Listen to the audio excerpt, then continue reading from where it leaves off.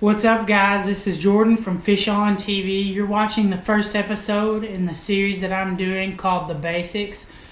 In this series, I'm going to be talking about some of the basic things I think every angler needs to know, whether they be beginner, intermediate, or professional, whether it be knots, tackle, types of line, all the basic things that I think everybody needs to know.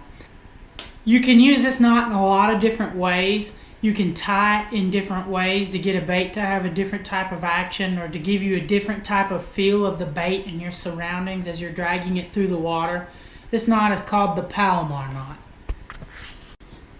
To demonstrate this knot, I have a large catfish hook and a piece of string so that you have a pretty easy time seeing what I'm doing. When I tie on the Palomar knot, 9 times out of 10, I like to take my tag end of my string or the end of my main line and run it through the face of the eye. The face being the side that the hook is on, and push it through to the back. The back being where the bend of the hook begins, right here. I like to pull a good amount of tag end through, like 12 to 16 inches. And then I like to take my tag end and stuff it back through the eye of the hook. I then like to grab my tag end and my main line and pull just a little bit of it through. Then as you can see here, I've got my main line and tag end on the face side of the hook. And I've got a loop in on the back side of the hook. To tie a Palomar knot, you take your loop end and you go over and under your main line and tag end, almost like you're tying a pair of shoes. And then you take your loop and you put your hook through the hoop, making sure to keep a good hold on your main line and tag end. And as you can see here, I've got a hold of my main line and my tag end with my thumb and pointer finger. And I've got my middle finger in the hole that's created when I pull that loop tight. I like to pull what's going to become my knot down towards the hook. Always make sure you wet your line if you're using fluorocarbon, and I always do with monofilament as well, because I like to know that it's wet, lubricated, so that it doesn't cinch improperly or melt the line and cause a weakened knot. Then you'll slowly pull on your main line and tag end until it's tight against the hook. Then pull just a little bit more to make sure it's good and tight. Then you'll take a pair of scissors or whatever it is you got to cut your tag ends. And I like to cut about 1/4 inch, up to about 1/4 inch of tag end left. Once you've got that cut off, you have your Palomar knot. Now, like I said, you can use this in a lot of different ways. You can tie it in certain different directions. For instance, if you have a jig, say this hook is a jig, and it sits on the bottom like this.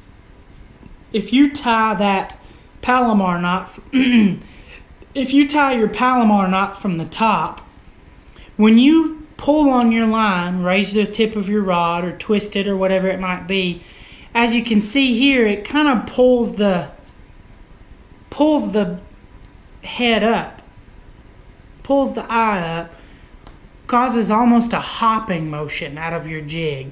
Gives it sort of a hopping along the bottom look.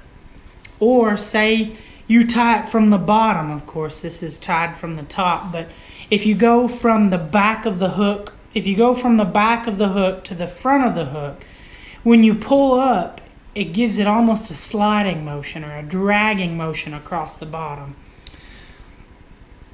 That really changes the feel of the bait that you have on your end.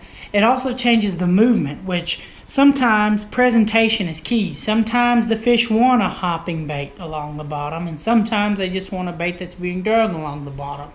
It just depends, and the Palomar knot is a great knot for whatever the case might be. If it's a slow-moving bait, you might as well go ahead and tie a Palomar knot. Now, that's just my personal opinion. That's the knot I have confidence in, slow-moving baits.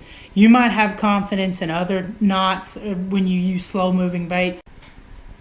Again, guys, thanks for tuning into this episode of Fish on TV. I hope it was helpful for you, and I hope you were able to learn something from it. Make sure you hit the subscribe button down below, as well as the thumbs up button.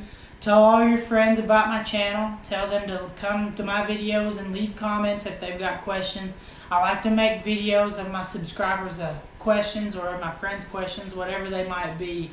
So again, see you next time. Jordan from Fish on TV out.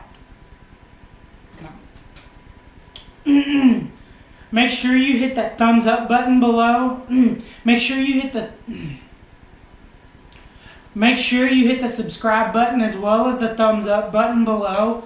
Tell all your friends about my channel and tell them that they can leave a comment on my videos. I read all my comments, and I would like to answer any questions that any of my subscribers or any commenters ask. So again,